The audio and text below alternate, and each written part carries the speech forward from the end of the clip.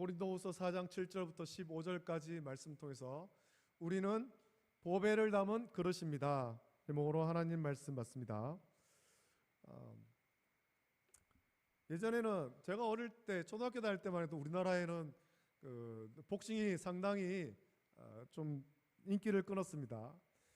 그때는 좀 유명한 복싱 선수들이 꽤 많이 있었죠. 뭐 장정구 선수라든지 뭐 이런 선수들이, 김득구 선수라든가 이런 복싱 선수들이 있었고, 또 많은 사람들이 복싱 경기를 보면서 참 많이 응원하기도 했습니다. 요즘에는 우리나라의 복싱이 그때만 하지 못한 것 같습니다. 명맥이 거의 끊어진 것 같기도 하고 그렇죠. 복싱보다는 이종격 투기가 언제부턴가 사람들이 이제 많이 보는 그런 스포츠가 되었습니다. 이게 뭐 좀 많이 좀 폭력적이고 많이 잔인한 그런 경기라서 여성분들은 안 좋아하는 분들도 꽤나 많은데, 이종격 투기가 지금 복싱의 자리를 차지해 버렸죠. 과거에 우리나라가 복싱이 한참 인기 끌 때 복싱 선수들 보면 다 부유하고 모든 것이 풍족하고, 그런 가운데 복싱 선수를 한 사람이 거의 없습니다. 가난하고 헐벗고 굶주리고 그 힘든 가운데 복싱을 했던 선수들이 많이 있죠. 가난하고 배고픈 시절 불굴의 의지로 배고픔을 참고 수없이 얻어터져도 챔피언 멘트를 들고 환하게 웃던 그런 TV 장면들을 우리가 많이 기억하지 않습니까? 뭐 눈도 막 이렇게 붓고 뭐 그런데도 챔피언 벨트 딱 먹고 엄마 나 챔피언 먹었어, 이런 장면들이 TV에 많이 나오지 않습니까? 복싱 경기를 한번 떠올려 보십시오. 지금은 이제 그 링이 아니고 뭐 옥타곤이라고 하는 뭐 다른 어떤 그 경기장, 쇠 그물로 되어 있는 그런 경기장 안에서 뭐 하는데, 복싱은 사각의 링에서 하지 않습니까? 사각의 링 안에 두 선수가 있습니다. 두 선수 중에 수세에 몰린 선수가 막 코너에 몰려가지고 무진장 얻어맞습니다. 주저앉고 쓰러지죠. 그것을 지켜보던 코치가 도저히 이길 수 없다, 이 상태로는 도저히 이길 수 없다, 그렇게 판단할 때 하는 행동이 있습니다. 뭐 이종격 투기는 포기하는 선수가 뭐 탭을 친다든가 뭐 이렇게 하는데, 복싱에는 그런 게 없어요. 도저히 안 되겠다, 지금 이렇게 하다가는 선수 생명이 위험할 정도가 있다, 그렇게 느낄 때 코치가 하는 행동 있죠. 밖에서 흰 수건을 던진단 말입니다. 흰 수건을, 선수의 땀을 닦아주던 흰 수건을 링 안으로 던집니다. 그러면 심판이 그걸 보고 저쪽 선수가 경기를 포기했다 여기고 경기를 중단시키죠. 이 기권을 뜻하는 건 아닙니까? 포기하겠다. 여러분, 우리가 살아가면서 이런 심정을 느낄 때가 많이 있죠. 우리의 삶이 힘들고 또 하는 일이 힘들고 사람과의 관계 속에 힘들고, 학생들은 공부하는 것이 너무 힘들고 사업하는 분들은 사업이 너무 힘들고, 그래서 이제 여기서 그만둬야 되겠다, 이제 포기해야 되겠다, 그런 마음이 들 때가 많이 있죠. 너무 고단하고 우리 너무 힘들면, 우리 마음이 너무 힘들고 낙심되면 사실 교회 와서 하나님께 부르짖으라 하는데 이럴 힘조차도 없을 때도 있다라는 거예요. 도저히 낙심돼서 교회에 나와서 하나님께 부르짖을 그런 힘조차도 없을 그런 지경까지 몰릴 때도 있다라는 겁니다. 오늘 본문에 있는 고린도후서 4장에는 낙심이라는 단어가 3번이나 나옵니다. 1절과 8절과 16절에 나옵니다. 히브리어로 이 낙심이라는 말은 이런 뜻이 있습니다. 녹이다, 황폐하게 하다, 황폐시키다, 그런 뜻이 있습니다. 우리가 낙심하면 우리의 삶이 녹아버리죠. 우리의 마음이 녹아버린단 말입니다. 다시 힘을 낼 어떤 기운을 차릴 그런 여유가 없게 되는 거죠. 우리가 낙심하게 되면 아침 오는 것이 두렵습니다. 우리가 낙심하면 사람 만나는 것이 힘들단 말이죠. 또 나가가지고 또 힘들게 또 일을 해야 되나, 어떤 성과도 없는데 어떤 희망도 보이지 않는데 또 나가야 되는가, 또 사람 만나야 되는가, 차라리 이 밤이 끝나지 않았으면 좋겠다, 이런 마음을 품는 분들이 많이 있다라는 거예요.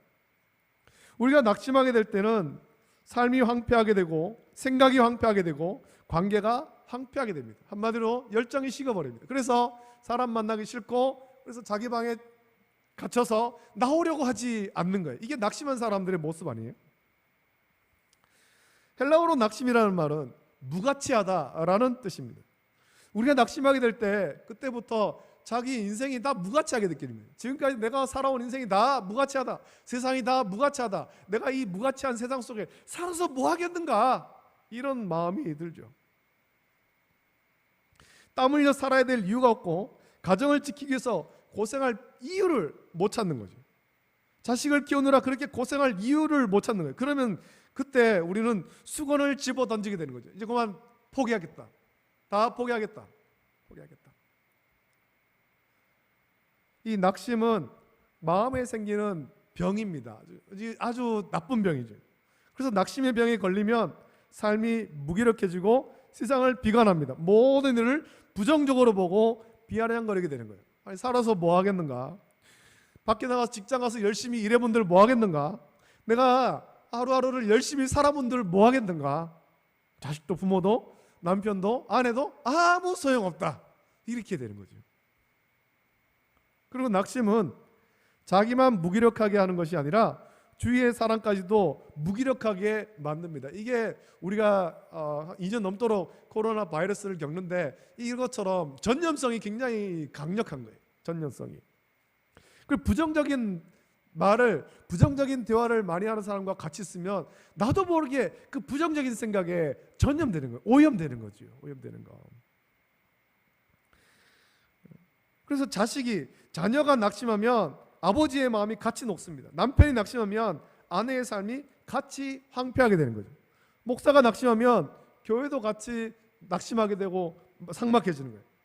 사장이 낙심하면 사원들의 사기도 같이 물같이 녹아버리는 거예요. 전쟁 얘기를 자꾸 해서 좀 그렇습니다만 지금 우크라이나하고 러시아하고 아주 치열한 전쟁을 하고 있지 않습니까? 7개월 넘도록 전쟁을 하는데 전쟁이 시작될 때만 하더라도 그 2월달 전쟁이 시작될 때만 하더라도 세계 모든 나라가 우크라이나가 질 걸로 생각했고 우크라이나의 대통령이 이 전쟁을 피해서 도망갈 줄 그렇게 여겼습니다. 근데 지금까지도 우크라이나가 지지 않고 싸움을 잘 하고 있는 이유가 있지 않습니까? 그 나라의 대통령이 낙심하지 않는 거예요. 그 나라의 대통령이 다른 사람들의 어떤 생각처럼 도망가거나 망명가거나 숨거나 하지 않은 거예요. 대통령이 마음을 굳게 하고 백성들을 독려하니까 우크라이나가 참 군사적으로 상대가 안 될 정도로 약한 나라입니다만 백성들이 다 마음이 하나가 되고 뜻이 하나 되어서 러시아가 지금까지 맞서 싸우고 있고 오히려 지금은 여러 군데에서 우크라이나가 좀 더 우세한 그런 환경까지도 간 거예요. 지도자가 마음이 낙심되지 않으면 지도자가 마음을 굳게 먹으면 밑에 사람들도 같이 힘을 냅니다. 그러나 지도자의 마음이 녹아버리면 지도자의 마음이 낙심되면 같이 따르는 모든 사람들도 힘을 잃어버리게 되는 거죠. 오늘 고린도후서 4장을 보면 이렇게 진짜 마음이 낙심되어서 모든 것을 포기해버리고 싶은 사람이 있습니다. 그 사람이 바울입니다. 바울이 복음을 전하는 가운데 많은 고난과 어려움을 당하지 않습니까? 바울이 당하는 그런 고난, 이 고난은 오늘 우리가 당하는 고난에 비교할 수가 없습니다. 물론 예수님이 당한 고난에는 비교할 수 없습니다만 바울도 상당한 고난을 당한 거예요. 매를 맞고 태형을 맞고 돌에 맞고 많은 고난을 당합니다. 고린도후서 11장 23절부터 28절 보면 바울이 어떤 일들을 겪었는지 말하는데 거기 보면 바울은 여러 번 옥에 갇힙니다. 매도 수없이 맞았습니다. 여러 번 죽을 뻔했죠. 40에 하나 뺀 매를 5번이나 맞았다는 거예요. 3번 태장으로 맞았고 1번 돌로 맞았습니다. 타고 있던 배가 3번 파선했습니다. 여러 날 잠을 못 자고 굶주렸습니다. 목말랐죠. 춥고 헐벗었던 일도 많았습니다. 바울은 그 사역하는 내도록 복음을 전하는 내도록 많은 환난과 핍박과 그런 어떤 고난을 당했습니다. 바울이 이런 많은 어려움을 당할 때 인간적으로 포기하고 싶을 때가 많이 있지 않겠습니까? 나만 왜 이렇게 힘들게 사역을 해야 되는가? 나 이제 그만하고 싶다. 우리가 수요일 날 열왕기서의 말씀을 묵상하는데 엘리야도 그런 심정이었죠. 갈멜산에서 승리한 이후에 이세벨이 죽은 바알과 아세라의 선자 850명과 같이 너도 죽여버리겠다 그렇게 할 때 엘리야의 마음도 낙심돼 버린 거야. 이제 그만하고 싶다. 이만큼 했으면 충분하지 않는가? 엘리야도 그때 낙심한 거예요. 바울도 인간적으로 낙심할 상황들이 굉장히 많았죠. 그러나 오늘 이 고린도후서 4장에 3번이나 낙심하지 아니하고라고 말해요. 낙심하지 아니하고. 낙심하지 않는다라는 말은 바울이 근근히 버텨낸다 그런 말이 아니에요. 겨우겨우 버텨내는 거, 겨우겨우 버텨내는 그런 상황을 말하는 것이 아닙니다. 많은 환난과 핍박이 있고 죽음의 위협이 있었지만 바울은 오히려 확신을 가지고 담대한 마음으로 사역에 임했다라는 것입니다. 이런 환난과 핍박, 죽음의 두려움이 있지만 이걸 두려워하고 근근히 피해가는 것이 아니라 그런 환난과 핍박이 오더라도 마치 파도를 뚫고 가듯이 담대하게 확신을 가지고 사역에 임했다는 거죠. 매 맞는 것, 옥에 갇히는 것, 태장에 맞는 것, 돌에 맞는 것, 이거 아무것도 아니다. 아무것도 아니다. 나는 생명의 복음을 전한다. 이 확신을 가지고 낙심하지 않았다라는 것입니다. 우리가 살면서 그만두고 싶을 때가 종종 있습니다. 그만두고 싶을 때 여러 가지 상황 속에서 직장 생활이든 사람과의 관계든 많은 관계 속에서 그만두고 싶을 때 우리가 이것을 어떻게 극복할 수 있습니까? 이런 질문에 대해서 오늘 답이 이 말씀 속에 있습니다. 오늘 말씀을 통해서 이런 낙심할 상황, 환난과 핍박과 여러 가지 고난과 역경을 당할 때 극복할 수 있는 3가지 방법을 말씀해 주는데, 첫 번째로는 위를 바라보라라는 거예요. 위를 바라보라. 우리가 낙심되는 상황, 이 포기하고 싶을 때 여러분 위를 바라보십시오. 천정을 바라보라는 것이 아닙니다. 그냥 하염없이 하늘을 바라보는 것도 아니에요. 여러분의 눈을 어디에 주목하느냐에 따라서 수건을 집어던질 수도 있고 그 수건을 이마에 둘러싸고 싸울 수도 있는 것입니다. 수건을 던지고 싶을 때, 낙심하는 마음이 들고 포기하고 싶을 때 위를 바라봐야 됩니다. 이 위를 바라보라라는 말은 나를 하나님 자녀로 부르신 하나님을 기억하라라는 거죠. 위에 계신 하나님을 보는 거예요. 하나님이 우리를 이 땅에 보내셨습니다. 우리는 하나님의 뜻을 이 땅에 펼치는 하나님의 대사인 거예요. 우리는 사역자죠. 사역자기 때문에, 사명자기 때문에 우리가 사명자로 살아갈 때 환난과 핍박과 여러 가지 고난이 있을 수밖에 없는 것입니다. 그럴 때 낙심하지 말고 우리를 사명자로 부르신 하나님을 바라보면 우린 이 낙심할 상황, 어려운 상황, 포기할 것만 같은 이 상황을 온전히 극복할 수 있습니다. 바울은 오늘 고린도후서 4장 1절에서 이렇게 말하죠. 4장 1절 말씀을 같이 한번 읽어보겠습니다. 고린도후서 4장 1절, 여러분 성경책에 같이 읽습니다. 시작. 그러므로 우리가 이 직분을 받아 긍휼하심을 입은 대로 낙심하지 아니하고, 우리가 이 직분을 받았다는 거죠. 직분을 받았다. 이 말은 하나님이 나를 긍휼히 계셔서 직분을 주셨다라는 거예요. 다시 말하면 뭡니까? 저와 여러분을 사명자로 부르셨다라는 겁니다. 부르셨다. 이 직분을 주신 하나님을 생각하며 낙심하지 않는다. 나를 사명자로 부르신 그 하나님을 바라보면서 낙심하지 않는다는 겁니다.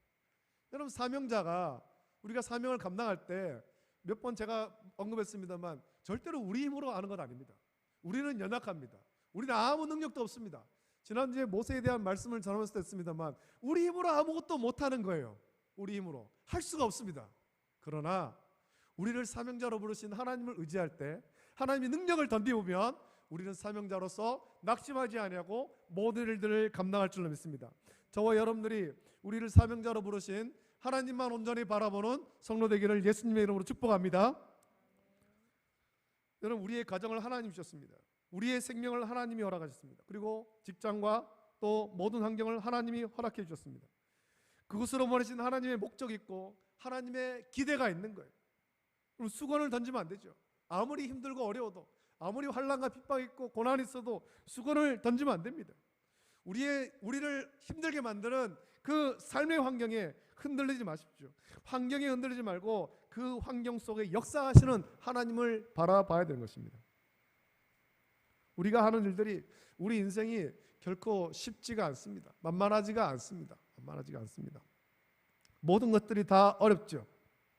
그러나 우리가 그 가운데 주님을 섬기며 주의 사명을 묵상하면서 섬길 수 있는 것은 하나님께서 우리에게 주신 특권이에요. 특권.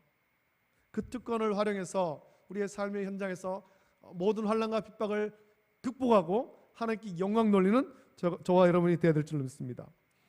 1852년에 굉장히 오래된 세월 아닙니까? 1852년 캘리포니아, 미국에 있는 캘리포니아에 아주 극심한 가뭄이 되었습니다. 지금도 전 세계에 가뭄이 되어서 뉴스를 보니까 어디 미국의 강도 다 바닥이 드러났고 유럽의 강도 다 말라가지고 옛날에 물속에 가라앉았던 배들이 다 보이고 중국도 가뭄이고 난리 났습니다. 지금 난리 났는데 1852년 그때도 미국 캘리포니아에 굉장한 가뭄이 있었던 것 같아요. 캘리포니아는 원래 사실은 비가 많이 오는 땅은 아니에요. 땅은 아닌데 그래서 그 땅에서는 포도를 많이 재배하는데 너무 비가 안 오니까 그 포도원이 다 망하게 생긴 거죠. 포도원 주인들이 다 파산했고 포도원 주인들 중에는 그만 이제 농장을 경영하면서 포도원을 경영하면서 빚진 것을 갚을 길이 없으니까 그만 삶을 포기하는 사람들도 있었습니다. 그럴 때 한 사람이 있었습니다. 이 사람은 그렇게 가뭄 때문에 말라서 쭈그러진 그런 포도를 따서 시장에 갖다 팔기 시작한 거예요. 햇빛에 말라버렸어요. 말라버린 포도. 그 사람들이 생각한 거죠. 야, 싱싱하고 알이 탱글탱글한 이런 포도를 팔아야 되지 저 말라 비틀어버린 포도를 팔고 있냐, 저게 팔리겠느냐라고 생각한 거예요. 그런데 시장에서 갖다 파니까 사람들이 이게 뭐냐고 물으니까 포도다. 그래서 이런 포도가 있냐? 그래 먹어보는 거죠. 시식을 하지 않습니까? 생전 처음으로 쪼글쪼글한 포도를 사람들이 이제 맛보기 시작한 거예요. 사람들이 먹어보니까 이 포도가 맛있거든요. 야, 이 포도 맛이 나네. 그리고 주머니 넣어도 옷이 버리지 않는 거죠. 이거를 보관하기가 너무 좋은 거예요. 멀리 여행 갈 때도 좋고 며칠씩 두어도 포도가 상하지 않는 겁니다. 이때부터 이 사람은 그 극심한 가뭄 속에 모든 다른 포도원들은 다 망하는데 이 사람은 큰 부자가 되는 겁니다. 그렇게 생긴 게 건포도입니다. 건포도 사업은 그렇게 시작됐습니다. 극심한 가뭄으로 포도가 찌그러질 때 낙심하고 삶을 포기할 수도 있습니다. 그러나 포도가 찌그러질 때 그것으로 오히려 큰 기회를 잡을 수도 있다는 겁니다. 저는 가끔 그런 생각합니다. 우리나라에는 큰 외환 위기가 있지 않았습니까? 1990년대 외환 위기가 있었고 또 지금도 여러 가지 위기가 있고 그 위기 때 지금도 기억납니다. 그 외환 위기 때 많은 기업이 도산했고 많은 사람들이 직장을 잃고 길거리로 내몰렸습니다. 이제 우리나라 망했다. 우리는 다 망했다라고 생각했는 거예요. 근데 신기한 일은 그 외환 위기 때 모두가 망한다고 할 때 오히려 큰 부자가 된 사람들도 있더라는 거죠. 큰 부자가 된 사람들도. 그런 사람들은 어떤 사람들이에요? 위기를 기회로 삼은 사람들이죠. 위기를 기회로 삼은. 낙심하고 주저앉는 것이 아니라 이 위기를 기회로 삼은 사람들은 그런 어려움 속에서도 성공하더라는 겁니다. 여러분, 우리가 힘들고 어려운 그 환경에 휘둘지 말고 그 환경을 허락하신 하나님을 바라보십시오. 모든 것은 하나님의 섭리 속에 있습니다. 하나님을 바라보고 힘들고 어려울 때 주님의 뜻을 묵상한다면 우리는 위기를 오히려 성공의 기회로 바꾸게 될 줄로 믿습니다. 저와 여러분들이 그렇게 살아가기를 예수님의 이름으로 축복합니다. 두 번째로는 우리 안을 낙심될 때 우리 안을 들여봐야 돼요. 너무 힘들고 어려워서 포기하고 싶을 때 여러분 안을 바라보십시오. 내 안을 바라보라라는 말은 내 안에 있는 성령님을 의지하라는 거예요. 결국은 같은 말이죠. 낙심될 때 위를 바라보나 낙심될 때 안에 계신 성령님을 바라보는 것 같은 말이긴 합니다만 오늘 본문 7절에 이렇게 말합니다. 7절 말씀을 같이 읽어보겠습니다. 본문 7절 같이 읽습니다. 시작. 우리가 이 보배를 질그릇에 가졌으니 이는 심히 큰 능력은 하나님께 있고 우리에게 있지 아니함을 알게 하려 함이라. 아멘. 여러분, 저와 여러분들이 어떤 존재입니까? 저와 여러분들은 깨지기 너무 쉬운 보잘것없는 질그릇에 불과한 거예요. 질그릇에 불과하죠. 지난주 오전에도 말씀드렸습니다만 모세가 얘기하잖아요.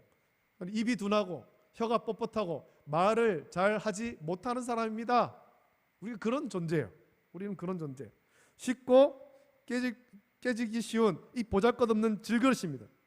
우리는 조금만 어려움 당하면 포기하고 싶은 마음 품고 때로는 포기하는 것이 정상이라고 생각합니다.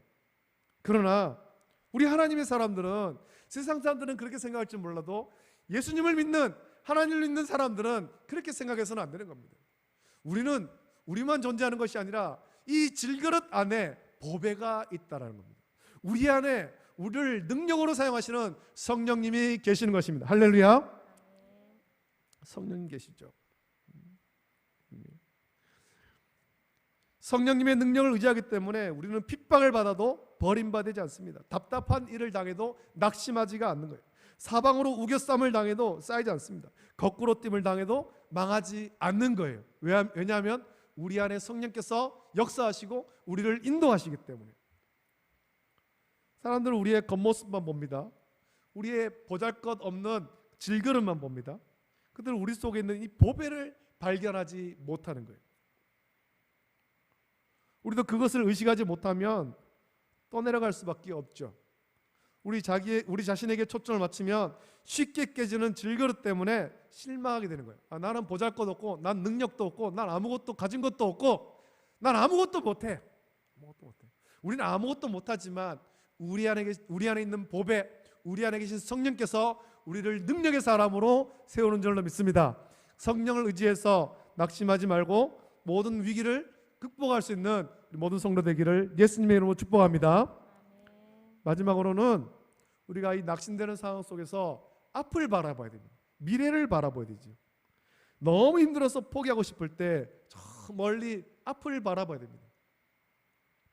앞을 바라보라 말은 우리 앞에 있는 영광을 보는 거예요. 바울은 17절에서 이렇게 말하죠.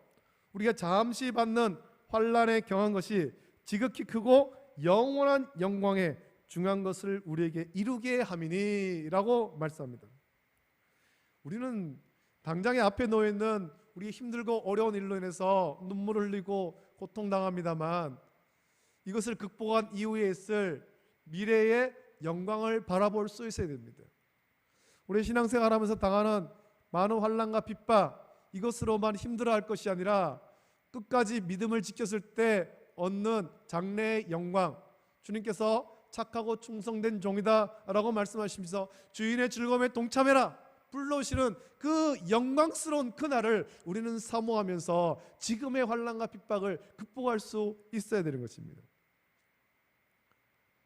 그럼 지금 여러분들이 어떤 당하는 환난이 있고 또 그것에서 흘리는 눈물이 있습니까? 그 눈물 때문에 장차 여러분들은 웃게 될 거예요. 지금은 힘들고 어려워서 주님 앞에 부르짖으며 눈물을 흘리지만 끝까지 견디면서 장래의 영광을 바라볼 때 주님께서 우리를 웃게 해주시는 거예요. 지금 당장 당하는 시련, 어려움, 여러분을 짓누르는 이런 삶의 중압감의 이야기는 끝이 아닙니다. 우리의 인생은 그렇게 끝나서는 안 되는 거죠. 우리의 인생은. 예전에 굉장히 인기 있었던 액션 영화가 하나 있습니다. 이제는 뭐 은퇴한 영화 배우인데 브루스 윌리스라고 하는 그 영화 배우가 주연을 연기해서 굉장히 인기를 얻었던 재밌던 시리즈로 나온 다이하드라는 영화였습니다. 다이하드를 우리말로 번역하면 죽도록 고생하기. 죽도록 고생하기. 그 영화를 보면 주인공이 그 브루스 윌리스가 정말 죽도록 고생합니다.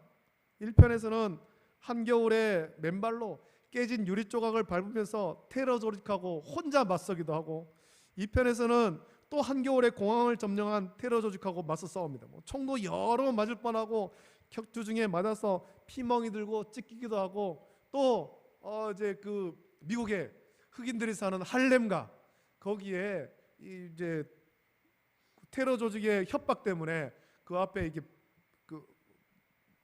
뭡니까 이거 글자 쓴 판넬을 들고 가는데 거기에 뭐라냐면 나는 흑인이 싫다 이런 거 쓰고 할렘가에가 서 있게 하는 거죠. 거기서 그런 거 들고 서 있으면 총 맞아 죽어도 이상한 일이 전혀 아닌데 그런 어려움을 당하는 거예요. 죽을 위험을 넘기고 온갖 고생이란 고생은 당합니다만 영화의 결말은 항상 똑같습니다. 주인공이 죽도록 고생하고 뒤에서 아무도 도와주지 않아서 얻어터지고 몸은 엉망이 되지만 마침내 악당을 다 이기고 웃는 거예요. 여러분, 우리가 이 땅에서 죽도록 고생하더라도 포기하지 마세요. 우리의 삶 속에서, 우리 인생 가운데서, 직장 생활에, 사람과의 관계 속에서 막 여러 가지 힘들고 어려움이 있어도 포기하지 마십시오. 우리의 믿음 때문에 온갖 고난을 당하더라도 낙심해서는 안 되는 것입니다. 많은 사람들이 코로나를 겪으면서 마음이 낙심하고 떠나간 사람들이 많이 있습니다. 장차 있을 영광을 바라보지 못한 거죠. 우리는 장차 있을 영광을 바라야 됩니다. 끝까지 믿음을 지켰을 때 착하고 충성된 종이라고 칭찬하시면서 주인의 즐거움에 참여하라고 하시는 그 영광스러운 날을 우리는 소망해야 되는 것입니다. 아무리 힘들고 어려워도, 또 아무런 길이 보이지 않는다 하더라도, 생각돼도 결코 포기하지 마십시오. 제가 어느 목사님의 설교를 들어보니까 이천수 목사님을 생각되는데, 주의 말씀은 내 발의 등이요 라는 그 말씀을 설명하는 내용을 들었어요. 주의 말씀은 내 발의 등이요. 이 등불이라는 것이 어떤 거냐면, 거기서 말하는 등이라는 게 어떤 거냐면 멀리 비추는 등이 아니에요. 멀리 비추는 등이 아니라 겨우 내 발 앞을 비추는 등불. 내 발 앞을. 멀리 보이지 않겠지만, 또 지금 캄캄하고 어둡지만 주님의 말씀을 의지해서 한 걸음씩 한 걸음씩 나가는 것, 그게 주의 말씀은 내 발의 등이요 라는 뜻이라는 겁니다. 저와 여러분들이 힘들고 어렵고 또 앞도 보이지 않고 캄캄한 그런 인생을 살아간다 할지라도 주님 말씀 의지해서, 주의 말씀은 내 발의 등이요, 이 말씀을 의지해서 포기하지 말고 주님 인도하시는 그 길로 한 걸음씩 한 걸음씩 나아가는, 그래서 주님의 즐거움에 참여하는 저와 여러분 되시기를 예수님의 이름으로 축복합니다. 아멘. 기도드리겠습니다. 하나님 아버지, 사랑과 은혜를 감사드립니다. 오늘 거룩한 주일 주회전에 모여서 예배드리게 하심을 감사합니다. 오늘 이 고린도후서에 있는 말씀을 통하여 사도 바울의 권면의 말씀을 또 묵상합니다. 여러 가지로 또 힘들고 어렵고 낙심될 만한 상황이 펼쳐지고 있었지만 바울은 그런 가운데서도 포기하지 아니하고, 포기하지 않은 정도가 아니라 낙심하지 않고 확신 가지고 죽음의 위협을 극복하면서 복음 전하기에 더욱더 매진하였습니다. 하나님, 바울의 이런 삶을 보면서 우리 또한 우리를 인도하시는, 우리를 생명으로 인도하시는 주님을 의지하여서, 주님의 말씀 의지하여서 한 걸음씩 한 걸음씩 주님 인도하시는 그 길로 순종하여 나갈 수 있도록 은혜를 풀어 주시옵소서. 삶에 힘들고 어려운 일이 있더라도 낙심하지 아니하고 포기하지 아니하고 장차 있을 영광을 바라보면서 앞으로 나가는, 끝까지 믿음 지키는, 그래서 주님의 즐거움에 참여하는 우리 모든 성도들 수 있도록 은혜 주시기를 간절히 소원하며 거룩하신 예수님의 이름으로 감사하며 기도드립니다. 아멘.